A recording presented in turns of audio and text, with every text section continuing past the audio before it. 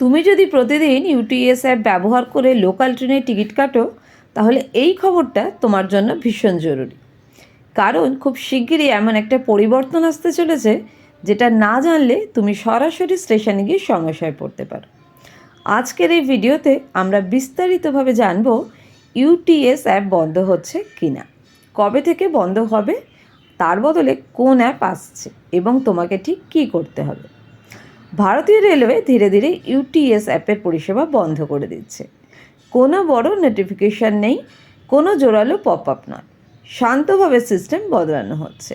ইতিমধ্যে ইউটিএস অ্যাপে বেশ কিছু ফিচার কাজ করা বন্ধ করে দিয়েছে, যার মধ্যে সবচেয়ে গুরুত্বপূর্ণ হলো মাসিক টিকিট বুকিং এবং নতুন রেজিস্ট্রেশন।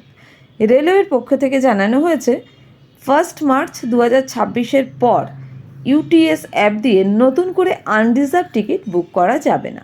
অ্যাপটি হয়তো ফোনে থাকবে, খুলবেও, কিন্তু টিকিট কাটার সময় কাজ করবে না।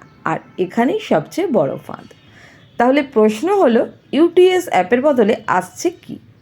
রেলওয়ে নিয়ে এসেছে একটি নতুন সুপার অ্যাপ, যার নাম রেল1। এই একটাই অ্যাপে তুমি unreserved ticket, reserve ticket, platform ticket, PNR status, live train running status, এমনকি খাবার অর্ডার করারও সুবিধা পাবে। রেল1 অ্যাপের সবচেয়ে বড় সুবিধা হলো তোমাকে নতুন করে অ্যাকাউন্ট খুলতে হবে না।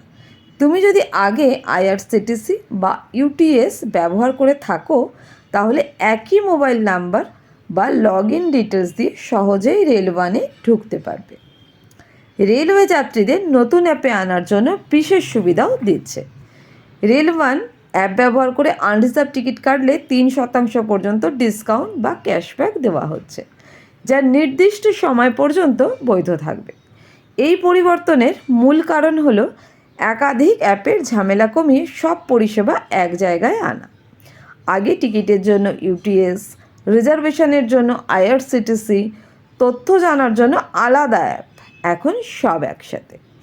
বিশেষ করে যারা প্রতিদিন অফিস, কলেজ বা ব্যবসার কাজে লোকাল ট্রেন ব্যবহার করো, তাদের জন্য এই পরিবর্তনটা খুবই গুরুত্বপূর্ণ।